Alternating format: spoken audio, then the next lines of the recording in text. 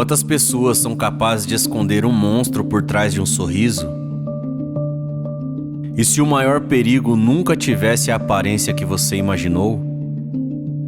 Durante anos, homens e mulheres aparentemente comuns viveram entre vizinhos, amigos e familiares, até que a verdade veio à tona. Crimes brutais, mentes perturbadoras, investigações, pistas, segredos e decisões que mudaram vidas para sempre. Nessa série você vai conhecer a história de assassinos reais, entender como eles agiam, o que motivava seus crimes e como conseguiam enganar tantas pessoas. Mas existe uma pergunta que nunca deixa de assustar.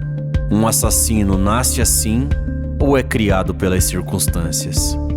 Prepare-se para mergulhar em casos reais que desafiam a lógica, revelam o lado mais sombrio da mente humana e mostram que o verdadeiro terror pode estar muito mais perto do que imaginamos. Seja bem-vindo à série Assassinos.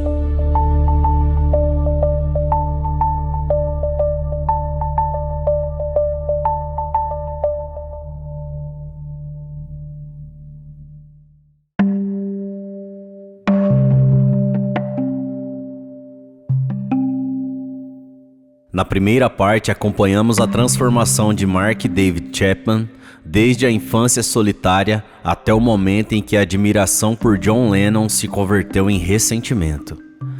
Chapman chegou a Nova York decidido a cometer um crime, levando um revólver e um livro que acreditava explicar suas ações. Agora, a história entra em 8 de dezembro de 1980, o dia em que a vida de John Lennon cruzou definitivamente o caminho de um assassino.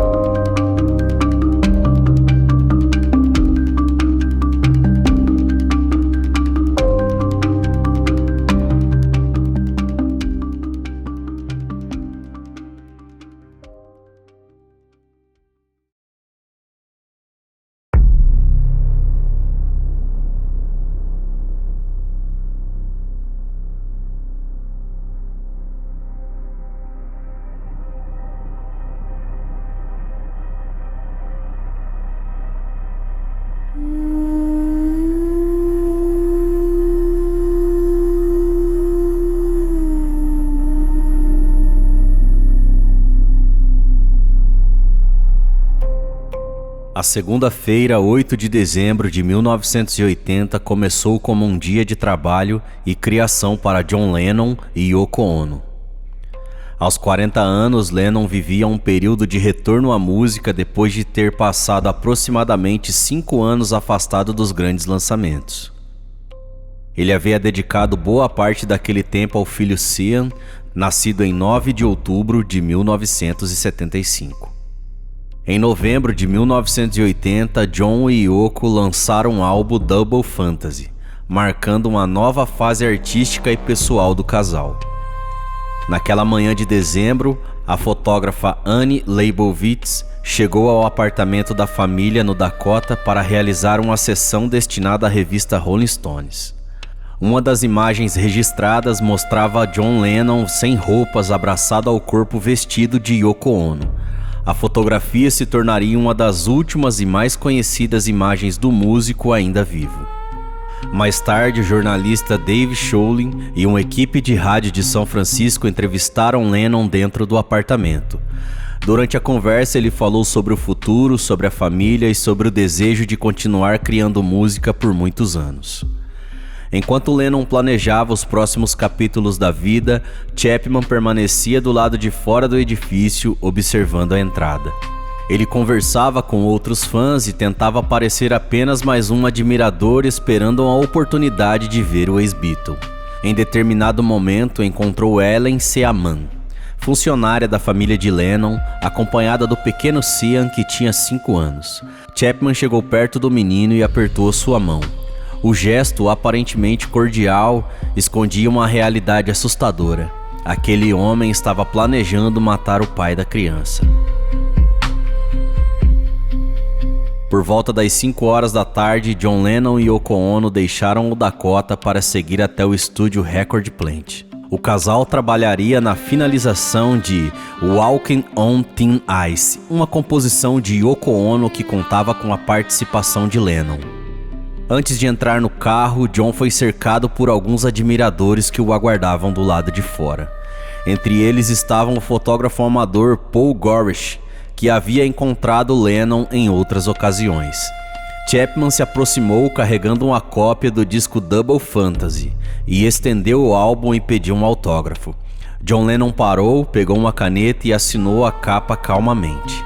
Paul Gorish registrou exatamente aquele instante em uma fotografia. Na imagem, Lennon aparece inclinado sobre o álbum, enquanto Chapman permanece ao lado observando em silêncio. Era um encontro entre a vítima e seu futuro assassino, registrado apenas algumas horas antes do crime.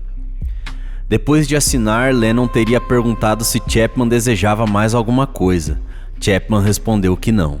Por alguns segundos ele teve diante de si não uma celebridade distante, mas um homem educado que havia interrompido sua rotina para atendê-lo. Mais tarde, o próprio Chapman admitiria que aquele gesto de gentileza quase enfraqueceu sua decisão. Ele poderia ter ido embora, procurado ajuda ou retornado ao hotel, mas permaneceu próximo ao Dakota, segurando o disco autografado como uma lembrança do encontro que acabara de acontecer. Paul Gorish deixou o local algum tempo depois, acreditando que John Lennon provavelmente não voltaria tão cedo. Chapman, no entanto, continuou esperando sob o frio de Nova York. As horas passaram, a luz do dia desapareceu e as janelas do Dakota começaram a brilhar contra a noite escura. No estúdio Record Plant, Lennon e Yoko trabalharam até aproximadamente 10h30 da noite. John estava animado com o resultado da gravação e queria voltar para casa antes de sair novamente para jantar. Enquanto o carro do casal atravessava as ruas iluminadas de Manhattan, Chapman permanecia diante da entrada, silencioso e preparado. Pouco antes das 11 horas, uma limusine se aproximou do Dakota e o homem que havia recebido um autógrafo poucas horas antes colocou a mão dentro do casaco. John Lennon estava voltando para casa, mas será que percebeu quem o aguardava nas sombras do edifício?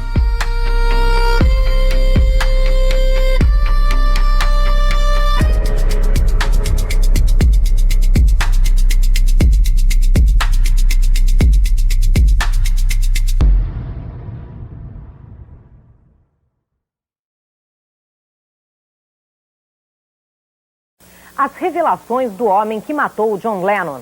Pela primeira vez em 13 anos, Mark Chapman dá sua versão para o crime que abalou o mundo. Daqui a pouco, no Fantástico.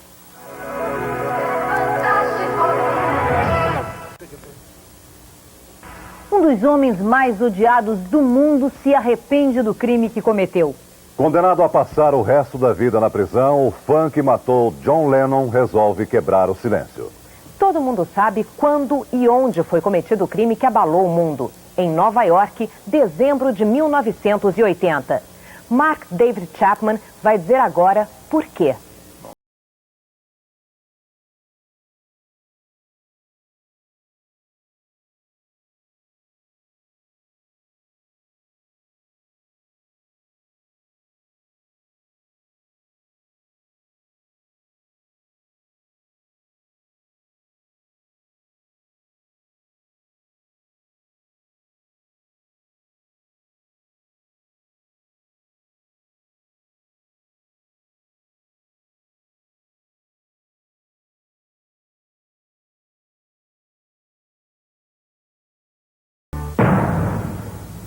I like John Lennon at one point myself.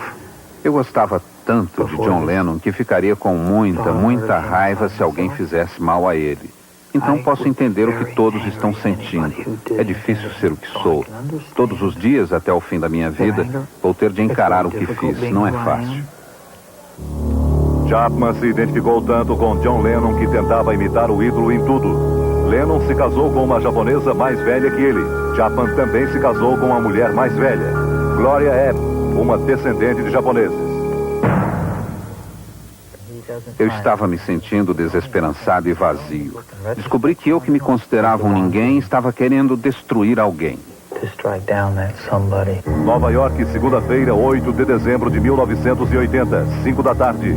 John Lennon sai de casa para acompanhar a finalização do primeiro disco que grava depois de 5 anos de recolhimento total. Um fã espera por ele na rua. John, would you sign my album? Eu levei o último disco de Lennon. Perguntei, John, você pode autografar o meu álbum? Ele assinou. John Lennon, 1980. John foi extremamente gentil comigo. Ainda me perguntou se eu queria mais alguma coisa. Um fotógrafo amador faz este flagrante. John Lennon aparece ao lado de Mark Chapman, o homem que iria assassiná-lo horas depois. Quando esta foto foi tirada, o revólver do crime já estava no bolso de Chapman. Lennon vai embora. Mark Chapman fica na calçada. I'm becoming very, very closed in. Eu estava me transformando num homem extremamente fechado, perigoso e perdido no meu mundo. Comecei a pensar muito, muito, muito em Lennon. Apenas 2 meses antes de cometer o crime, Chapman pediu demissão do emprego. Assinou assim: John Lennon. Chapman tentou se matar desviando a fumaça do cano de escape para dentro de um carro fechado, mas foi salvo.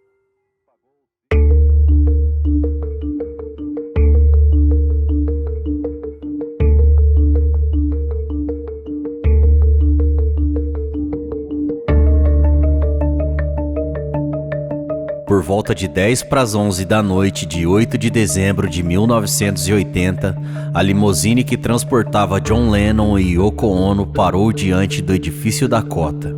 Em vez de entrar diretamente no pátio interno, o veículo parou na rua, fazendo com que o casal precisasse caminhar alguns metros até a entrada.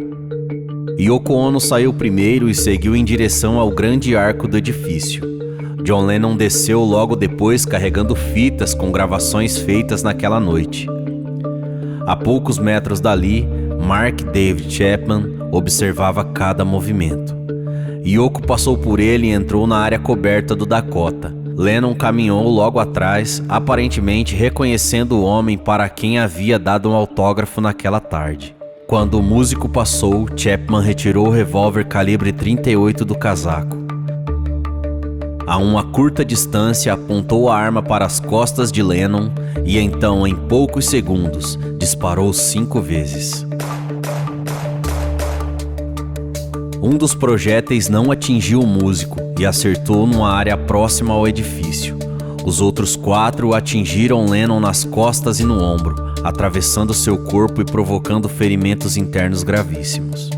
O som dos tiros explodiu sob o arco do Dakota e ecoou pela Rua 72. Lennon conseguiu dar alguns passos cambaleando em direção à recepção. Ao entrar, teria dito que havia sido baleado antes de cair sobre o chão. O porteiro percebeu a gravidade da situação, acionou o alarme e tentou ajudar o músico. Yoko Ono, que estava a alguns metros à frente, voltou e encontrou o marido caído, cercado por sangue e por pessoas desesperadas. Do lado de fora, Chapman não correu. O porteiro retirou a arma de perto dele e perguntou se Chapman compreendia o que havia acabado de fazer. Em vez de tentar escapar, o atirador retirou o casaco, colocou-se próximo ao meio-fio e abriu sua cópia de O Apanhador no Campo de Centeio. Ele começou a ler enquanto aguardava a chegada dos policiais. Os primeiros agentes encontraram Chapman no local e o prenderam sem resistência. Pouco depois, os policiais chegaram ao Dakota e perceberam que não haveria tempo para esperar uma ambulância.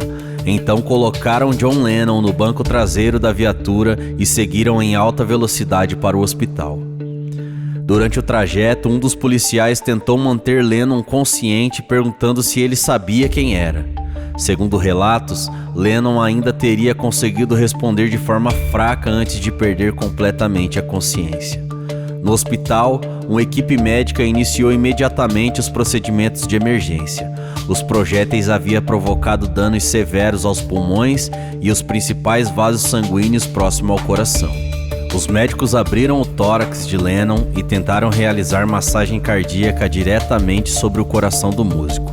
Apesar de todos os esforços, a perda de sangue era extrema e os ferimentos eram incompatíveis com a vida. John Winston Ono Lennon foi declarado morto pouco depois das 11 horas da noite, aos 40 anos.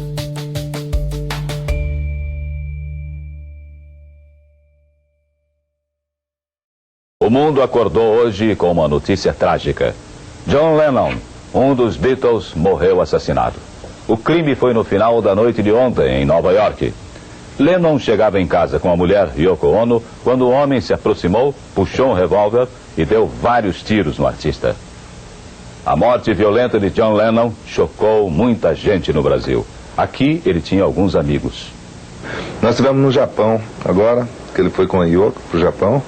E agora não, um pouco tempo atrás, onde ele estava dizendo que estava fazendo um negócio meio oriental, entende? Porque ele, brincando, ele falou, não sei quanto tempo de vida eu vou ter. Fiquei muito triste e um pouco aflito.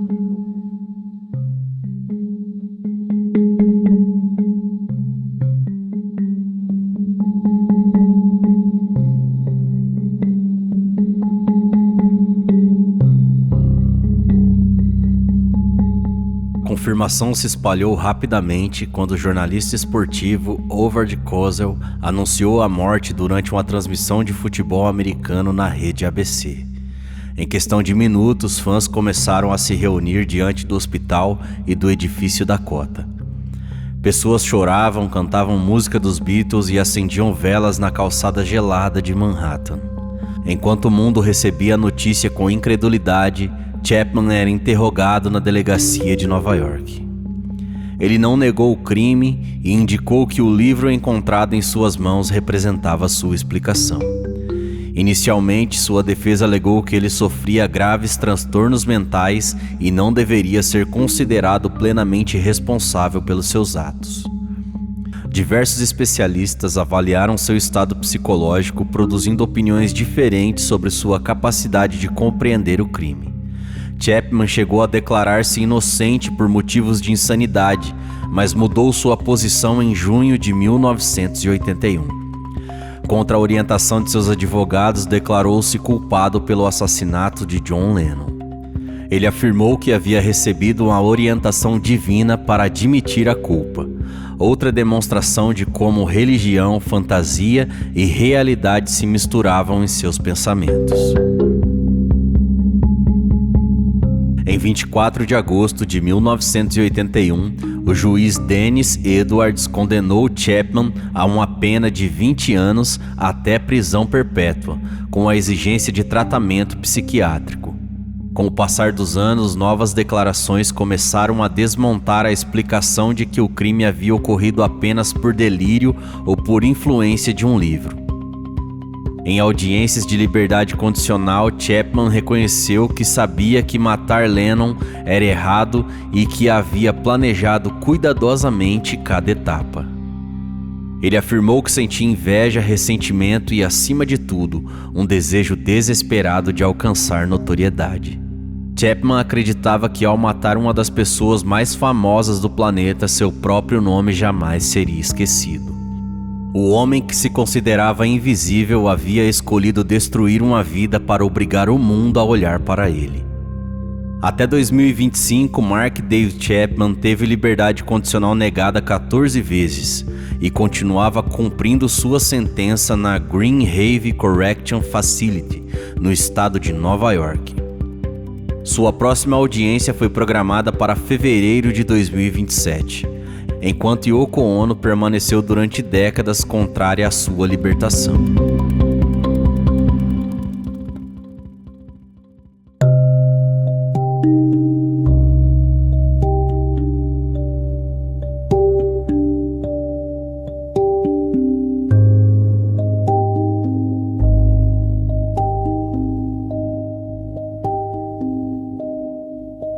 John Lennon foi cremado em 10 de dezembro de 1980 e Yoko decidiu não realizar um funeral público.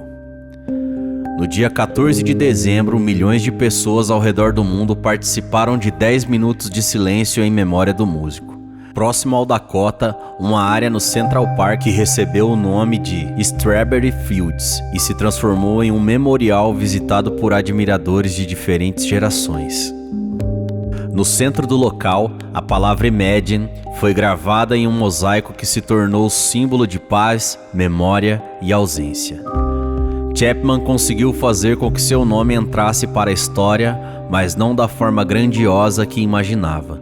Ele se tornou conhecido como o homem que interrompeu a vida de um artista, destruiu uma família e provocou uma ferida cultural que atravessou décadas. O verdadeiro mistério, portanto, nunca esteve na identidade do assassino, pois ele permaneceu no local e confessou o crime. O mistério estava na mente de um homem que confundiu o reconhecimento com importância e acreditou que a fama obtida pela destruição poderia preencher o vazio que carregava. No fim, Chapman tomou uma vida para escapar da própria insignificância, mas permaneceu preso justamente ao nome da vítima que tentou usar para se tornar alguém. E talvez essa seja a consequência mais perturbadora de todas. Depois de 5 disparos, o mundo não passou a enxergar Chapman como uma figura grandiosa. Passou apenas a lembrar ainda mais daquilo que John Lennon representava.